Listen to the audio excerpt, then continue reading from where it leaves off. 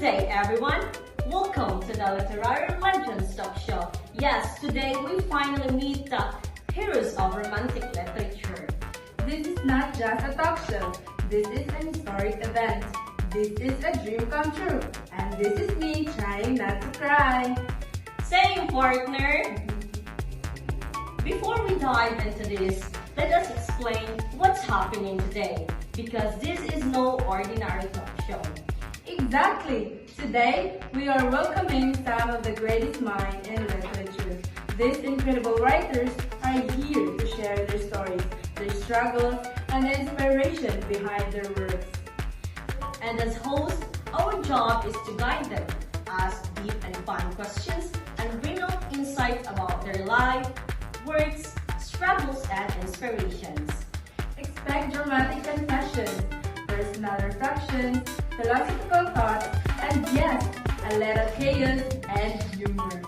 We'll ask about childhood, early influences, writing styles, challenges, and the messages they want today's readers to remember. And after each author, will connect their story to our audience. So everyone, please inspired to read, write, and dream. Let the literary legends begin! Let us welcome them.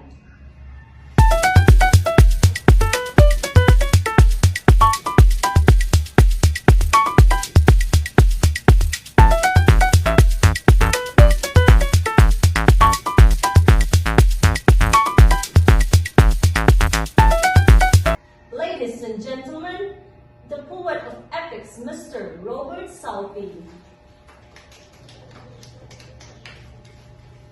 Okay, Sir Southey, let's start with your past.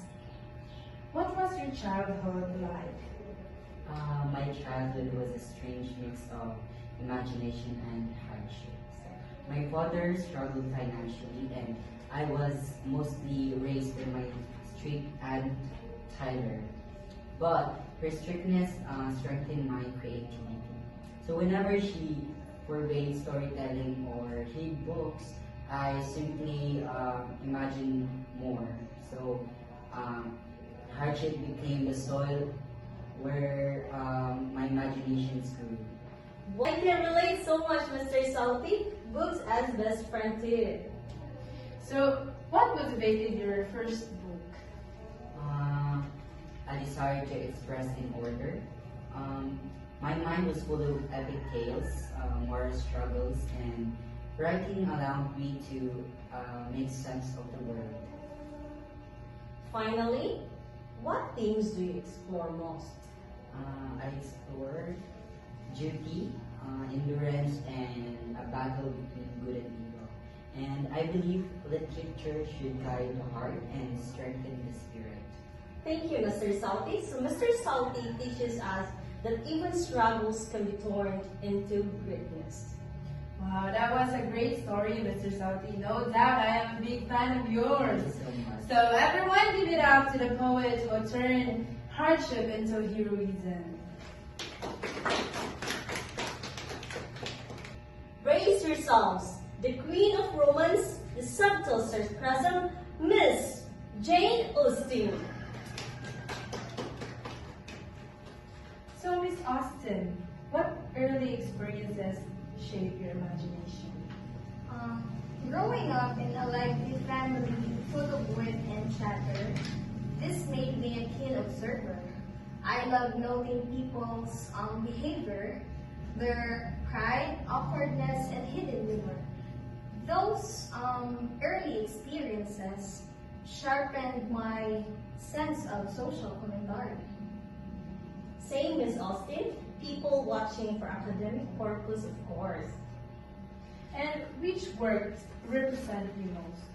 So the work that represents me the most is The Pride and Prejudice because Elizabeth Bennet mirrors my spirit, witty, independent, and unafraid to speak the truth while navigating society. Thank you. Another Miss Southey. How would you describe your writing styles? So my writing style is subtle, observant, and grounded in realism. I love exploring human hearts rather than fantastical adventures. Thank you, Miss Austin. So, Miss Austin shows us that keen observations and wit can create timeless heroes. Applaud the queen of timeless romance. The revolutionary poet, full of passion, Mr. Percy Shelley. So, Mr. Shelley, who influenced your early thinking? Critical philosophers and thinkers opened my mind. Goodwin, Plato, they encouraged questioning everything, politics, society, even religion. That sparked my desire to challenge the world. Next, Mr. Shelley, where do your ideas usually came from?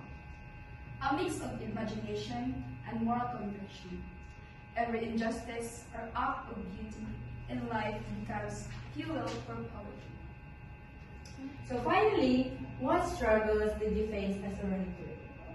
Exile, rejection, and criticism. Yet, even in adversity, ideas hold me forward. Writing was my rebellion.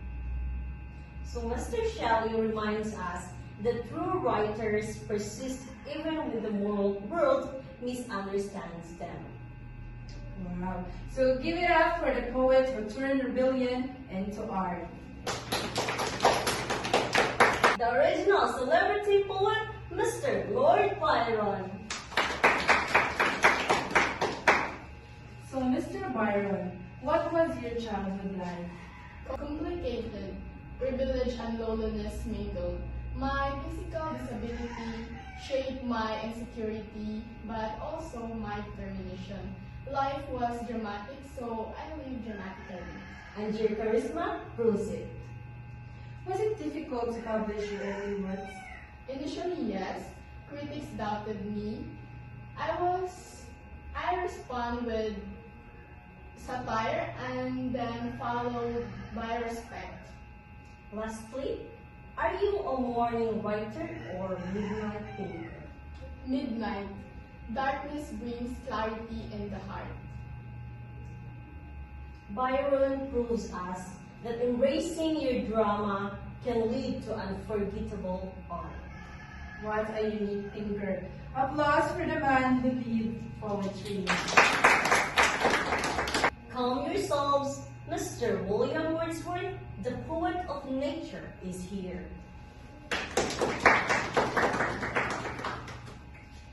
Mr. Wordsworth, did you always love reading and writing? Yes, ever since when I was young, I found great comfort in reading and writing. Nature was my first teacher, and I often wrote down the feelings it stirred in me. Books and poetry became my way of understanding the world and expressing my deepest thought. Which work represents you most, Mr. Wordsworth? So the poem that represents me the most is I Wandered Lonely as a Cloud. It shows my belief that nature can heal the human heart. The daffodils in that poem symbolizes the quiet, lasting joy that simple things in nature can bring to our lives.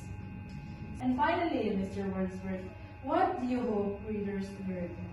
I hope readers learn to appreciate the beauty and wisdom found in nature. In the calmness of the natural world, we can discover peace, inspiration, and a deep understanding of ourselves. Thank you, Mr. Wordsworth. So Mr. Wordsworth reminds us to find guidance and peace in the world around us. What a nature lover. Applause for the master of landscape and human hearts. Our visionary legend, Mr. William Blake. Mr. William, did childhood shape your imagination? Yes, I saw angel and sweet and spirit and sweet. This vision shaped my poetic and artistic talent. So what themes do you explore most, Mr. William? Innocence versus experience, spiritual struggle, and the inner battle between good and evil. If not a writer, what is your career? An artist, painting and poetry complete each other.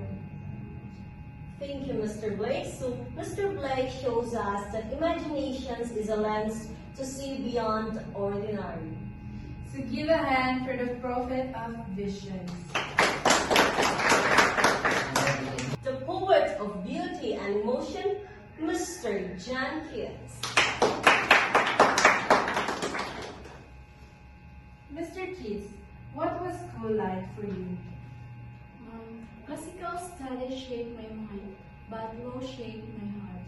My mother and brother died young, teaching me the fragility of life and beauty. School was a busy time for me. I wasn't the biggest or strongest boy, but I studied hard. I loved reading stories and writing felt natural even when I was young. So, do your work reflect personal experience? Yes, of course. Many of my poems come from my own life, my losses, my dreams, and the beauty I saw around me.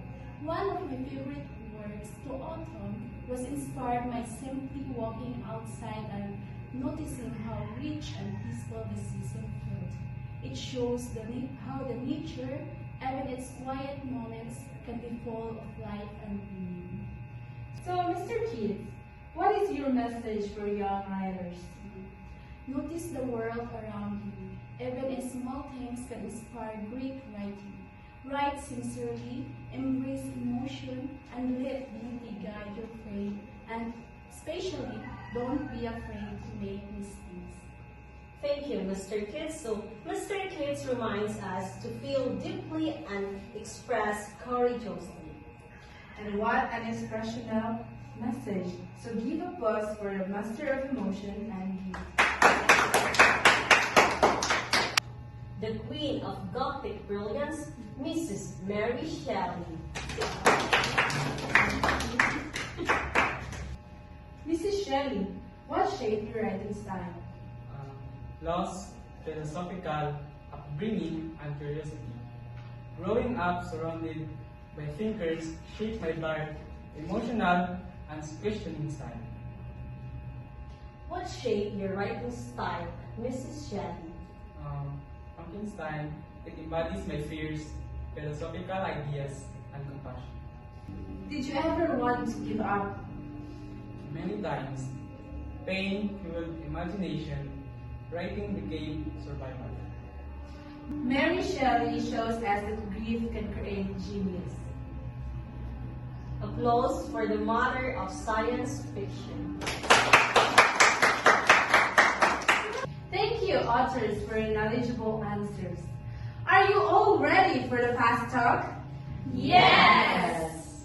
Let's first begin with Robert Salte. Okay, Mr. Salte, you have 10 seconds to answer this question. Your time starts now. Morning or night? Morning. Epic or lyric? Epic. Joy or burden? Joy.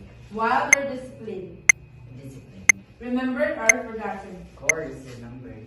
Yeah. Thank you. Miss Austin, are you ready for the fast talk? Yes, I am ready. You have 20 seconds to answer each question. Weapon or charm? Charm. Fairy or subtle? Subtle. Justified or foolish? Justified sometimes. Cage or stage? Stage. Found or made? Of course, found. Thank you, Miss Austin. Mr. Shelley, you have 20 seconds to answer this question. Are you ready? Yes. So your timer starts now. Peaceful or violent? Peaceful. Dream or reality? Reality. Protest or beauty? Both. Wow. Curse or freedom? Freedom. Fleeting or eternal? Eternal. Wow. Mr. Byron, you have 20 seconds to answer each question. Are you ready? Wanted or unwanted? Wanted. Life or stage? Life is a stage. Wow, easy. Passion or fleeting? Fashion. Friend or food? Friend. Crushing or learning? Learning. Wow, thank you, Mr. Byron. Okay, so Mr. Wordsworth, your timer starts now. Calm or wild? Calm. Lonely or peaceful? Peaceful. Blessing or curse? Blessing. Remembered or forgotten? Remembered. Simple or profound? Profoundly simple. Thank you, Mr. Wordsworth. So, Mr. William Blake, your timer starts now. Gift or boarding? Of course, give. Protected or lost? Protected. Seen or felt? Felt. Here or there? Here. Hidden or revealed? Revealed. Thank you, Miss. Okay, Mr. Junkins, your timer starts now. Pain or pleasure? Pleasure. Forever or fleeting? Of course. Silent or express? Express. Weakness or strength? Strength. Beauty or truth? Beauty. Thank you, Mr. Junkins. Mrs. Shelley, your timer starts now. Hope or fear? Fear. Dark or beautiful? Beautiful. End or beginning? Beginning. Feared or understood? Understood. Refuge or prison? Refuge. Thank you. And now we're back. We just shared the stage with 9 legendary minds, the 9 legends. We laugh, learn, and idolize them. This was a celebration of imagination and literature. To our audience, keep reading, writing, and reading. This has been the Literary Legends Talk Show.